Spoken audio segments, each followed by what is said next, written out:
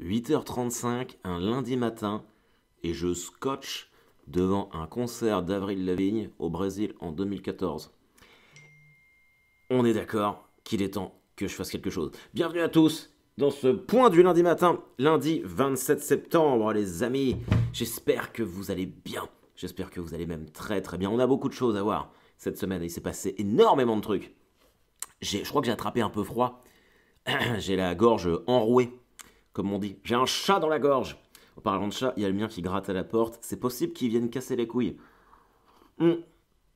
Bon, si vous avez écouté le podcast de la semaine dernière, vous avez pu remarquer que on n'a pas été dérangé par l'installation de la fibre, parce que j'avais peur que les mecs, SFR m'avait dit entre 8h et midi, l'installation de la fibre se fera.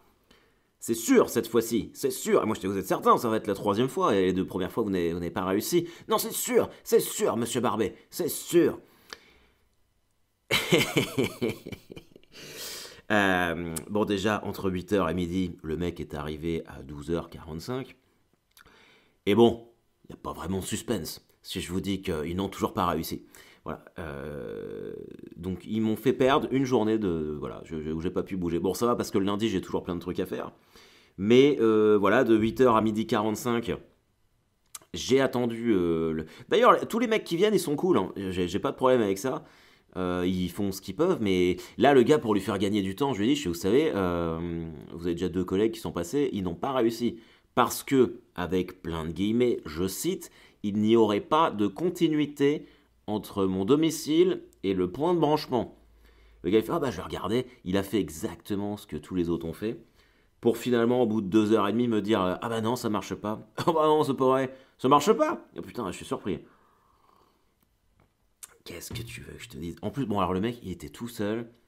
À un moment, il vient me voir. C'était un blédard, le gars. De toute façon, ce sont que des blédards qui installent la fibre. Et le mec, il vient me voir. Et puis, il me fait, ouais, on va travailler ensemble. Ok, il rentre dans la maison comme ça. Il fait, j'étais en train d'écrire. Il fait, ouais, on va travailler ensemble. Ok, et moi comme un con, je dis ok, alors que je suis en train de faire autre chose, tu vois, puis que je suis accessoirement client, moi je suis ok, si ça peut l'aider et qu'il me branche la fibre, moi je lui passe l'aspirateur dans son camion s'il faut. Et là il me montre un truc en fait, il a un petit boîtier, je comprenais à peine ce qu'il me racontait, et il me dit ouais tu prends ça en fait, t'as des câbles, donc il y avait vous savez les espèces de plaques métalliques qu'il y a dans le sol, donc là où tu branches la fibre, et il ressort 2 fils, et il fait tiens tu branches le fil là-dessus, et puis tu montes en haut pour allumer, puis en bas pour éteindre sur un espèce de petit boîtier. Et puis il fait, moi je t'appelle sur ton portable. Puis il part comme ça. Et moi je suis dans la rue en chaussons. Je suis, ok. Et donc il part, il m'appelle. En plus on capte super mal. Et il me fait, vas-y allume. Genre je suis son pote. Et moi ça me dérange pas, c'est juste que ça me fait marrer. Et je suis là, il me fait, alors, ça marche pas. Et on a fait ça pendant 1 heure où il a été partout dans tous les coins du village où on habite. Et finalement ça marchait pas. Donc retour au point de départ. Pas de fibre. Moi, donc, ils m'ont recontacté derrière. Je leur ai dit, je suis écoutez, moi, c'est à vous de faire le nécessaire, mais j'ai plus envie de me bloquer des journées comme ça à attendre. Dans ma tête, c'est acté que vous n'êtes pas capable de m'installer la fibre. Et puis c'est tout. Mais en fait, je crois que, parce que bon, ça reste des centres d'appel.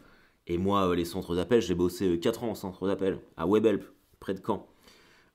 D'expérience, je sais qu'ils en ont rien à branler. Ils n'en ont rien à branler, Carole Barbet n'est pas la fibre. Et c'est bien logique, ils ont d'autres trucs à gérer sur leur propre vie. Et je pense qu'en plus, que ça soit SFR, Orange ou Bouygues ou je sais pas quoi, ça va être la même chose. Donc là, ma nouvelle cible, c'est la mairie. Je pense que c'est à la mairie de gérer ça finalement, quelque part. Parce que si toutes les maisons du quartier sont reliées à la fibre, mais pas la mienne, je me vois peut-être... Parce que j'ai vu là, il y a l'un d'entre vous qui m'a lancé ça, Taylor Fold. Taylor, tu me mets pour la fibre, c'est couru d'avance que t'auras que dalle. Nous, on a 1 kilomètre de chemin. Ils nous ont mis les poteaux et ont mis le fil de la fibre, mais qu'à la moitié du chemin. Et ben, je pense que moi, c'est ça. Du coup, qu'est-ce que t'as fait, mec? Est-ce que t'as été te plaindre à la mairie ou je sais pas. Si vous avez des solutions. Alors, moi, j'y crois plus là. Puis je commence à m'habituer à la DSL finalement. Quelque part, ça a quand même un truc positif, c'est que le fait d'avoir la DSL, je vais moins sur Internet, vu que ça marche pas. Donc je suis moins en train de scroller et de perdre mon temps, donc ça c'est cool. Et puis en fait, par exemple là, j'étais sur YouTube, pour lancer ma chaîne à moi, pour vous publier le podcast après. Et bah vu que c'est la DSL et que ça prend énormément de temps à charger, et bah je lance les premières vidéos qui me tombent sous la main. Et du coup là c'était The Avril Lavigne Tour, Brésil 2014. J'avoue que j'ai honte, j'avoue que j'ai honte. Je suis là en train de regarder ça dans mon bureau et je vois le cadre avec la photo que j'ai prise avec tous les mecs de Korn qui me regardent. Et je suis putain, je suis désolé, j'ai honte. J'ai tellement de trucs à faire. C'est là dans mon bureau, si vous... J'aimerais bien que vous soyez tous dans mon bureau en fait un jour avec moi. Il y a des cafés partout. Il y a des mugs avec des cafés partout. Elisabeth n'arrête pas de me dire que c'est dégueulasse. Et les cafés sont pas bu ni rien. Donc il n'y a que du café froid. Et je lui ai dit, tu vois, si c'est pas bu et que c'est froid, ça veut dire que je suis concentré sur autre chose et que je travaille. Et là, la semaine dernière, ça a été une semaine particulière. D'ailleurs, je vous remercie pour tous vos petits mots de confiance. C'est vrai que j'étais pas mal stressé pour le tournage. Et en fait, ce podcast, sauf que il n'y a pas eu de tournage la semaine dernière. Je sais, je sais. Il n'y a pas eu de tournage. Ça a été. Alors, j'ai une obligation de réserve sur tout ce que je vais vous dire, donc vous en ferez les conclusions qui s'imposent. Mais voilà, on devait commencer à tourner la semaine passée. J'ai même annulé 2 dates, une à Lille et une à Oulgat, exprès pour ça. Et on n'a pas tourné, c'est encore décalé. C'est pénible dans le sens où j'aurais largement pu aller faire mon spectacle à Lille. Donc ça me fait chier. Et même à Oulgat, voilà. Alors je suis très très content de faire partie de ce projet, hein, c'est pas la question. Mais j'aimerais bien que ça se fasse parce que j'ai d'autres trucs, moi, à côté. Pour dire ça de manière la plus posée possible.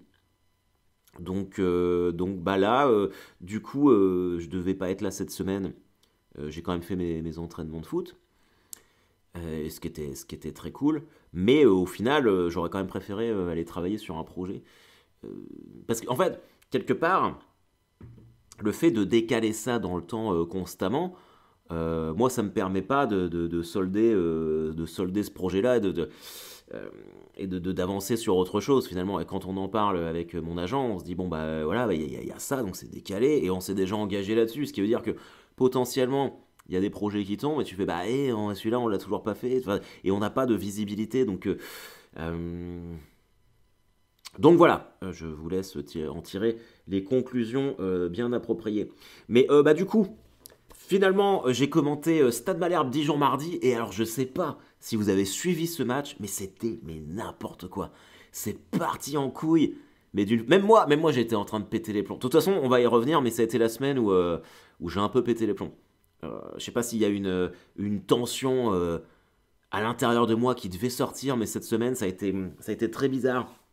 Je me suis pas reconnu. Mais là, Malherbe Dijon, on perd 1-0. Alors bon, sportivement, c'est vrai on a quand même fait une première mi-temps dégueulasse. Mais on s'est fait voler par l'arbitrage. Je vous la fais courte parce que je suis pas persuadé que vous soyez des dingues de foot, mais en gros, c'était une première en France. L'arbitre du match, c'était un ancien joueur professionnel. Gaël Angoula, il s'appelait, si vous connaissez un peu le foot.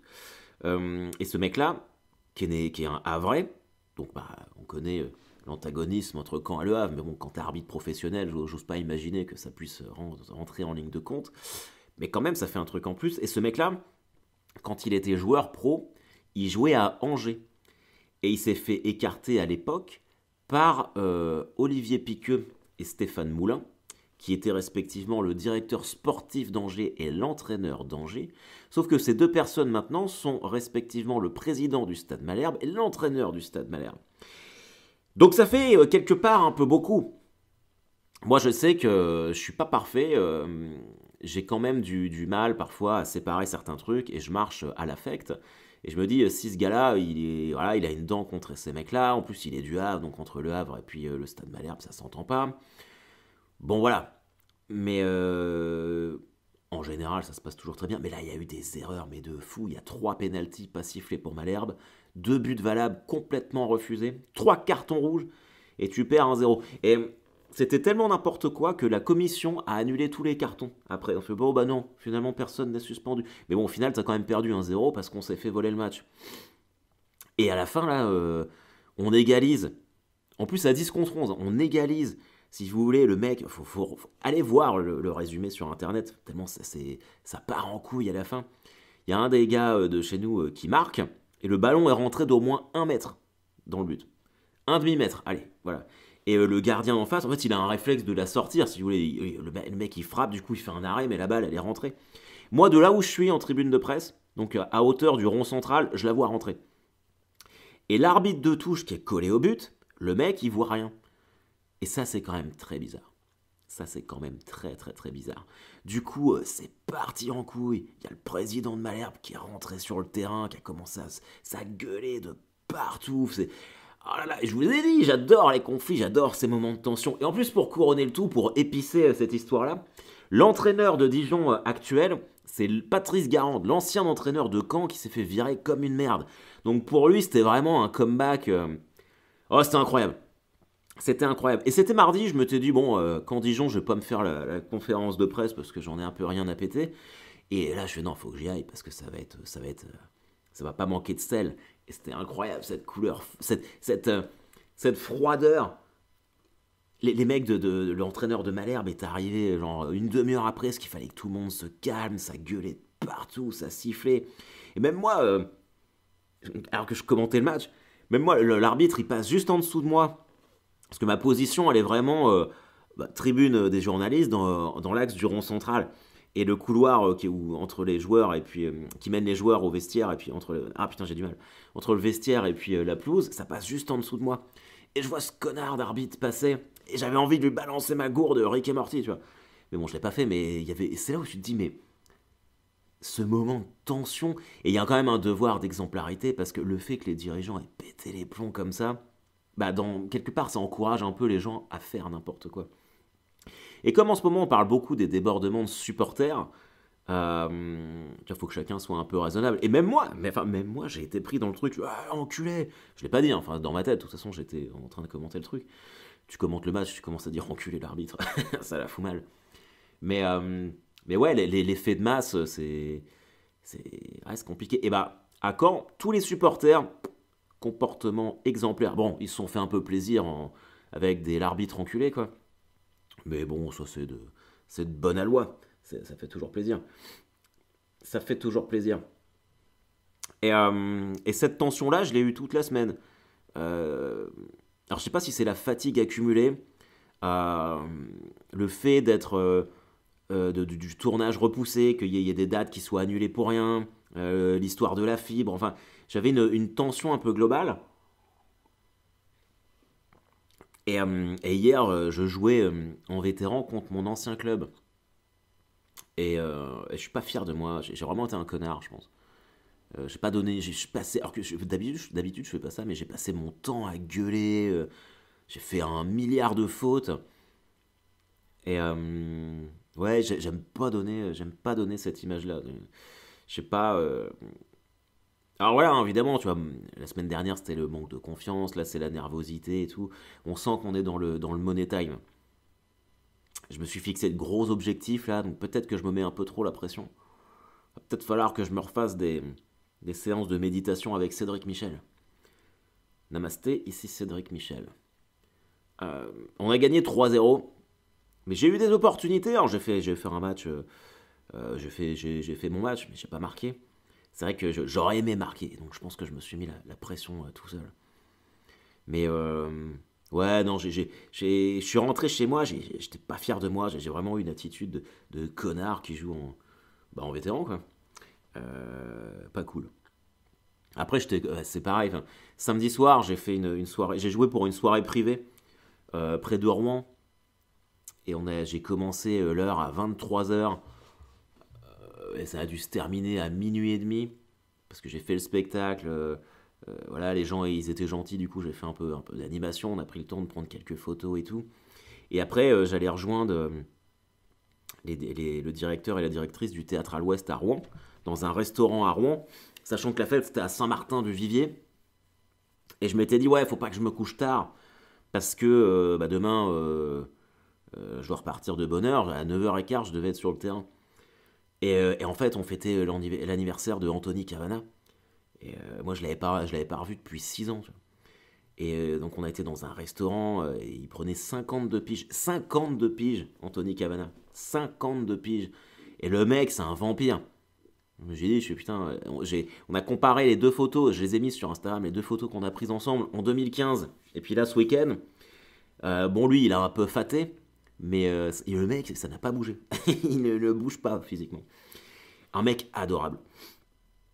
Un mec adorable et quelque part, bon après on aime ou on n'aime pas Anthony Cavana, hein, c'est comme pour tous les humoristes, mais légende quand même. Le gars, 30 ans de carrière en France, au Québec.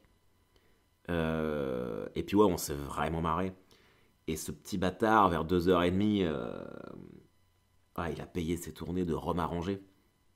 Et moi je dis non, mais je bois pas là, faut que je parte de tout. À la base, j'avais l'idée de repartir après, tu vois, vers Caen. Et puis à 2h30, après 2 rhums arrangés, je suis putain, je vais peut-être dormir sur place en fait. Donc j'ai dormi là-bas et je suis reparti à 7h30 de Rouen pour arriver à Auty pour mon match à 9h15. Donc ouais, je pense que la fatigue explique ceci et cela quoi. Mm. Mais ouais, c'était quand même cool. C'est là où je me dis putain, j'ai de la chance parce que je suis quand même un métier. Je vais faire mon travail, c'est de raconter des blagues en soirée. Les gens, ils sont contents.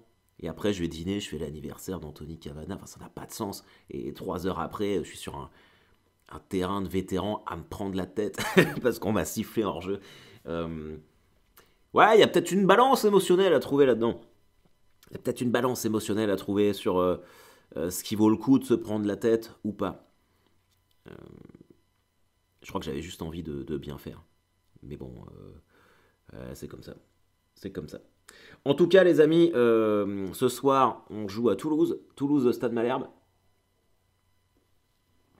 Je pense qu'on va perdre. Et va commencer à falloir regarder le bas du classement. Parce que ça dégringole quand même beaucoup. Demain, on a PSG Manchester City. Alors, on va se faire le petit prono de la semaine. Les gros matchs, j'aime bien faire les pronostics. Alors, moi, parce que là, City, ils ont dominé Chelsea ce week-end. Et Manchester City, ça joue bien. Paris, moi je pense que. Je sais pas. J'ai un doute, je pense que personne ne sait trop sur cette équipe. Mais ils peuvent te sortir un gros match, ça me paraît évident. Tout comme ils peuvent passer à côté. Et je pense qu'ils vont sortir un gros match, mais que malgré tout, ils vont s'incliner 1-0. 1-0 pour Manchester City. Et je dirais but de Jack Grealish. J'adore ce joueur. Jack Grealish. D'anglais. C'est un peu le nouveau David Beckham. Donc voilà. J'irai peut-être le voir, tiens, en ville, ce match-là. Histoire de me détendre un petit peu. Voilà. Alors, bon. Ça fait combien de temps là qu'on se parle? J'ai des trucs à vous dire. Putain, 18 minutes là, je suis bavard aujourd'hui. Je suis bavard. Donc tout ça c'est fait. Ah si, putain. Ah si. Là, quand je parlais avec Anthony Cavana, on parlait du Québec. Et je lui dis, moi j'avais eu avant le Covid, j'avais eu une opportunité d'aller là-bas. Il y avait un mec qui travaille à Juste pour Rire au Québec qui était venu voir mon précédent spectacle.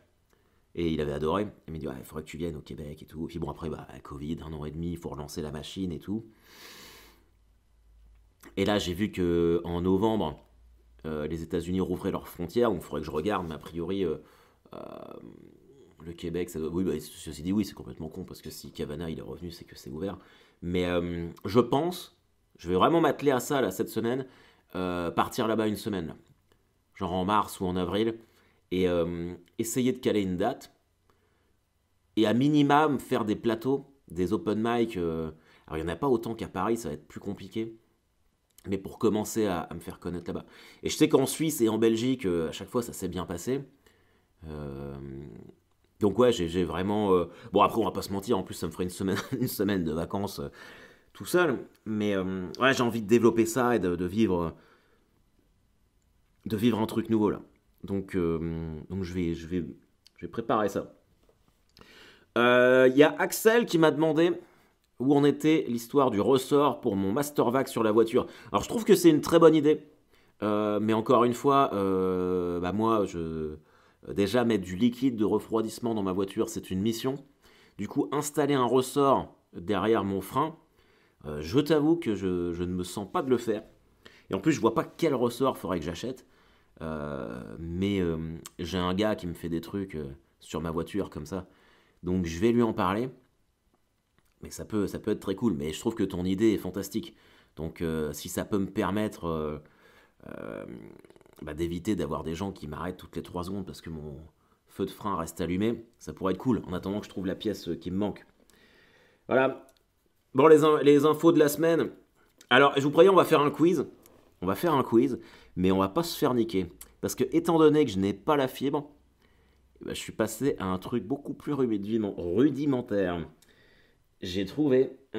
Ma mère m'a offert ça pour mon anniversaire. C'est un jeu de société en forme de cercueil. Ça s'appelle le kit mort de rire. Et donc, il y a des quiz dedans, des quiz papier. Donc, on n'aura pas tant de chargement. On va pouvoir être beaucoup plus fluide. Et finalement, est-ce qu'on ne revient pas à ce qui est important? Je veux dire, à l'esprit champêtre de la comédie, avec des quiz en mode papier.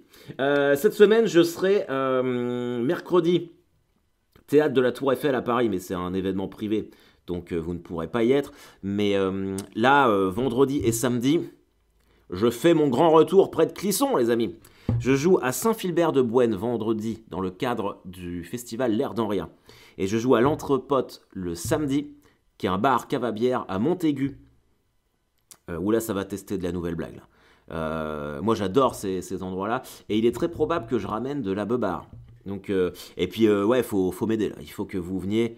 Je sais que j'ai ma petite réserve de public de ce côté-là. Donc, si vous écoutez le podcast, vous allez prendre vos places. Là. Non, il faut.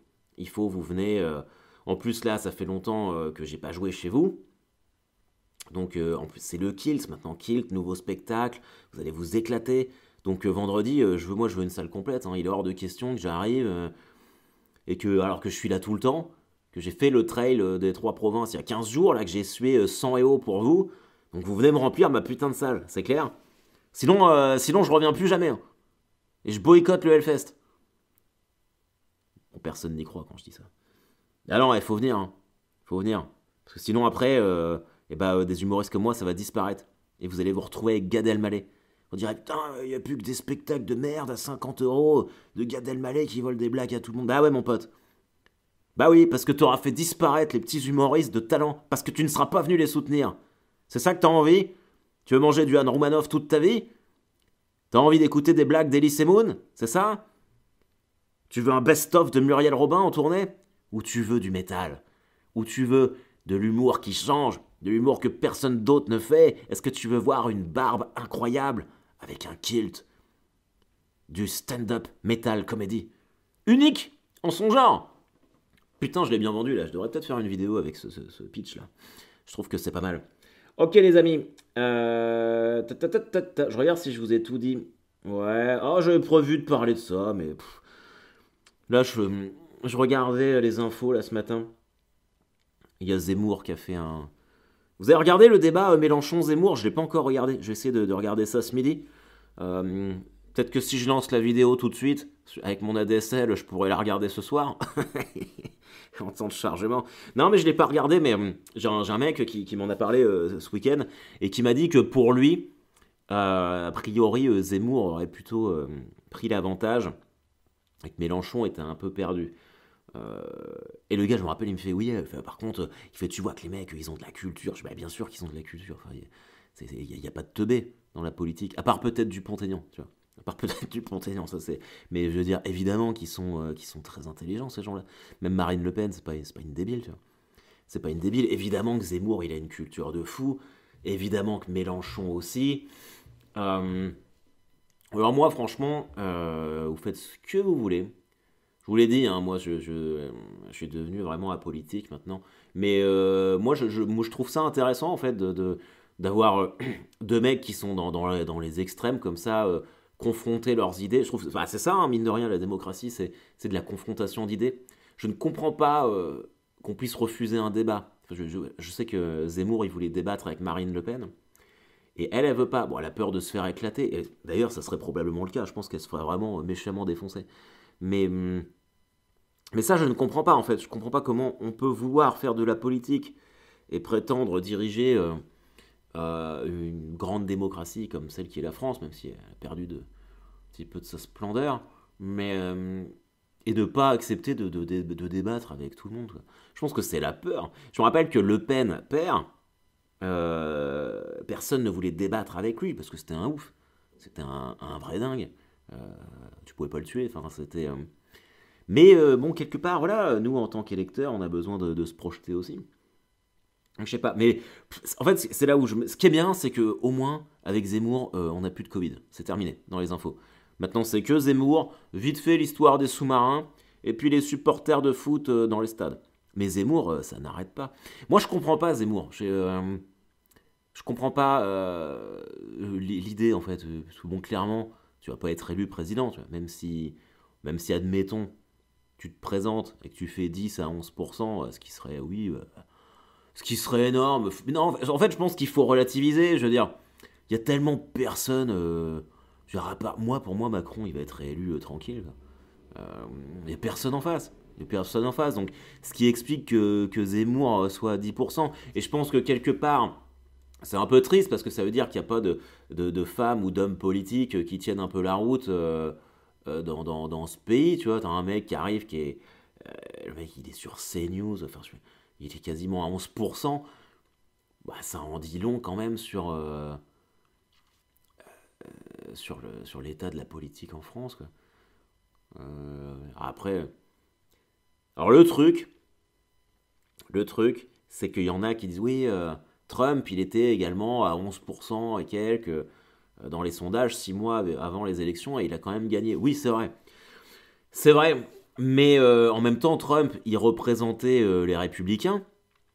Zemmour, il représente que lui-même.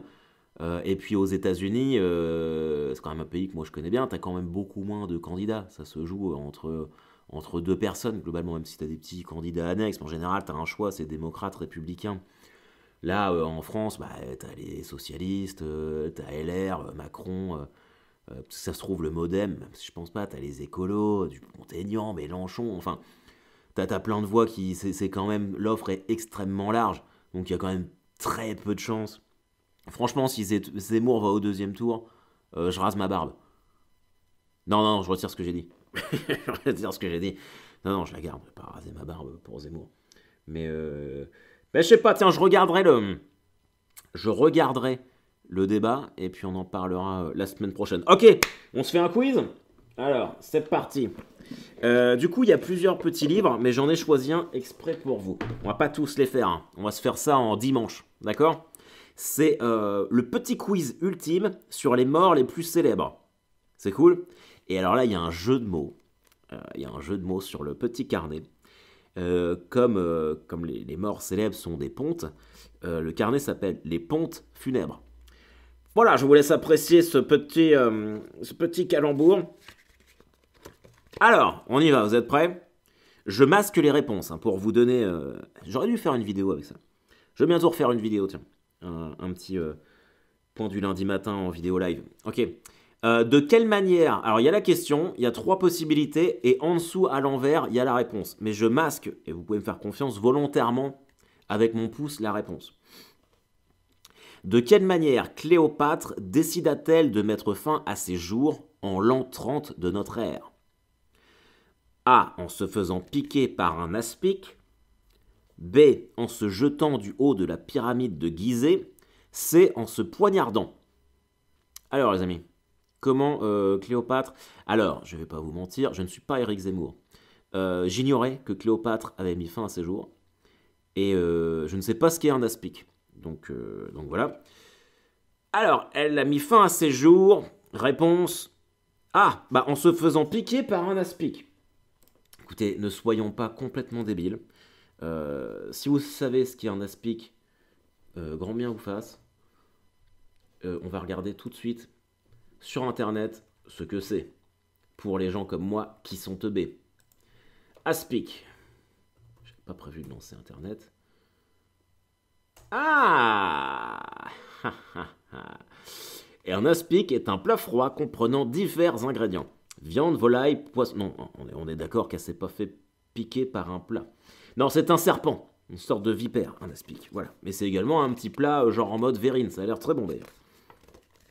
Ok, allez. Deuxième. Quelle arme fut utilisée par les sénateurs de Rome pour assassiner Jules César le 15 mars 44? Ce que j'aime bien, c'est qu'ils ont la date exacte. Le 15 mars 44. Oui, on est sûr que c'est le 15 mars 44. Un glaive, un poinçon ou un stylet. Un stylet. Donc un mec qui avait un agenda portable avec son stylet et puis il l'a tué. Alors, vous avez une idée? Réponse B, un poinçon. Ok. Ah bah c'est très ancien. Alors, troisième question. Ah bah moi oui, si je fais pas mes... Je fais même pas mes choix, moi je veux pas savoir combien je fais, là je dis juste les réponses. Ok. Où le général de Carthage Hannibal portait-il en permanence le poison avec lequel il choisit de mettre fin à ses jours en moins 183? Ils ont tous décidé de se buter, hein, voilà. Dans une bague, dans le pommeau de son glaive ou sous son casque. Où est-ce qu'il gardait son poison, le général de Carthage Hannibal? Eh ben, j'ai envie de dire sous son casque. Réponse A, dans une bague. Bon voilà, c'est classique. Donc, dans le cul Harold. Ah, oh putain, cette question-là me plaît. Selon la légende, où aurait été jeté le roi viking Ragnar Lodbrok pour sa mise à mort? Trop facile, trop facile. Dans une fosse au lion, dans une fosse à serpent ou dans une fosse à ours? Moi, je suis un viking. Je veux dire, je suis de Normandie. Je pense même, quelque part, que j'aurais fait un très bon Ragnar. Donc je connais l'histoire et c'est dans une fosse à serpent. Voilà, j'avais raison. Où fut étranglé l'empereur romain Commode en 192? Dans son armoire, dans son lit ou dans son bain? L'empereur Commode, en 192. Moi, comme il s'appelle Commode, j'ai envie de dire dans son armoire. Mais, allez, dans son armoire. Dans son bain. Ok. À part Ragnar, j'ai tout faux. Quel fut le supplice de Ravaillac, l'assassin d'Henri IV en 1610? L'écartèlement, la pendaison ou la roue? Bon, en vrai, moi j'aurais bien dit les trois en même temps. Mais je vais dire l'écartèlement. L'écartèlement, j'ai gagné. Wouh! Quelle maladie emporta le roi de France Louis XV en 1774? J'aime bien comment, quand c'est loin, on dit pas 1774, on dit 1774 naturellement. Ça, j'aime bien. Ça veut dire qu'on nous a bien enseigné ça à l'école. Alors, quelle maladie emporta Louis XV? La rougeole, la peste ou la petite vérole? Moi, j'ai envie de dire la petite vérole, parce que ça fait vraiment défaite, tu vois. Je suis mort de la petite vérole. Putain, c'était la petite vérole. Wouhouhou! Allez, on en fait deux derniers. Je sais pas où vous en êtes. Vous avez compté vos points, vous, ou pas? Ok, alors. Où sont inhumés la plupart des rois de France? Oh, trop facile. Trop facile. Dans la chapelle royale de Dreux, dans la cathédrale de Saint-Denis ou au Panthéon? Alors déjà, la chapelle royale de Dreux, à mon avis, elle n'est pas si royale que ça si elle est à Dreux. Tu vois. Dreux, D'ailleurs, ça me rappelle une anecdote. Quand je travaillais en pompe funèbre, j'avais qui est toujours un maître de cérémonie qui s'appelait Clément, et qui venait de Dreux. Et il y avait des morts très bizarres à Dreux. Tu retrouvais un mec avec un coup de matraque sur la tête mort, c'était classé comme mort naturelle là-bas. Dreux, c'est vraiment... c'est la fin du monde, hein, c'est la fin des temps là-bas, c'est Walking Dead. Donc non, de toute façon, moi je le sais, c'est dans la cathédrale de Saint-Denis. Au Panthéon, ce sont les artistes, les gens qui ont marqué l'histoire, mais pas les rois. Réponse B, la cathédrale de Saint-Denis. J'avais raison. Alors, quel âge avait Vercingétorix au moment de son exécution par César en moins 46? 24 ans, 34 ans, 44 ans. 24 ans, ça me semble jeune. Mais 44 ans pour l'époque, ça me semble vieux. Je vais dire 34 ans. Vous en pensez quoi, vous? Réponse B, 34 ans. Putain, je marche sur l'eau. Allez, deux derniers, et puis après on arrête. Combien de personnes, dont des rois et reines d'Angleterre, sont enterrées dans l'abbaye de Westminster? 30, environ 300, environ 3000. 3000, ça me semble énorme. 300, ça me semble. Je dirais 30, moi. Putain, environ 3000. 3000 personnes sont enterrées. Mais attends, mais comment? C'est quoi? C'est une fosse commune qu'ils ont fait? C'est pas possible. Non, ok. Allez, la dernière. Oh putain, et c'est même pas fait exprès. Lors de quelle bataille le roi Harold trouva-t-il la mort dans la lutte l'opposant à Guillaume le Conquérant en 1066? Hastings, Azincourt ou Alésia? Je m'appelle Harold. Ça, c'est l'histoire de Caen. C'est mon histoire. Guillaume le Conquérant, c'est le duc de Normandie. Donc, je sais que c'est la bataille d'Hastings. Voilà, je pense que si vous ne le saviez pas, ça c'est l'histoire caennaise et nous sommes très fiers de ça ici. En tout cas, voilà. Bon, au début, j'ai un peu galéré, mais finalement, c'est pas mal hein, le petit quiz comme ça. Au moins, ça plante pas. On n'a pas besoin. On a même appris ce qui était un aspic. Ok, on retient la leçon. Donc, un aspic, c'est à la fois une sorte de petite verrine de volaille, de bœuf mélangée et de jambon, et également une petite vipère. Et c'est donc avec un aspic que Cléopâtre a décidé de se donner la mort. D'accord? En l'an, on a dit quand? On a dit en mercredi. On a dit en l'an 30 de notre ère. C'est fou, hein? L'an 30 de notre ère. Voilà. Les amis, j'espère que ce point du lundi matin vous a plu. J'ai bafouillé aujourd'hui. Passez une excellente semaine. Merci à vous tous d'être là. Merci d'être à l'écoute. Merci d'être là aux commentaires. Merci de me permettre de vider mon sac chaque lundi matin. Je travaille sur ce projet de chronique et je crois que j'ai trouvé la bonne formule pour le faire, un truc qui soit pas pareil que les autres et qui me corresponde. Je vais essayer de le faire aujourd'hui et si ça me plaît, je le balance dans la foulée. Mais voilà, en tout cas, voilà. J'espère que j'en rencontrerai certains d'entre vous vendredi et samedi à Filbert-de-Bouenne et à Montaigu en Vendée. Si vous êtes chaud, on peut se retrouver, se faire un apéro sur le site du Hellfest dimanche ou le samedi dans la journée. Vous me le dites, on s'organise ça. En attendant, bonne semaine à vous. N'oubliez pas, we are the world. Là, en fait, ce qu'on va faire cette semaine, c'est qu'on se met tous en rond et on se prend par les petits doigts. Et là, on se fait une danse typique bretonne, d'accord? Vous savez, quand on recule et qu'on avance, on a des bigoudens. Bonne semaine, les amis, je vous kiffe. Bye bye.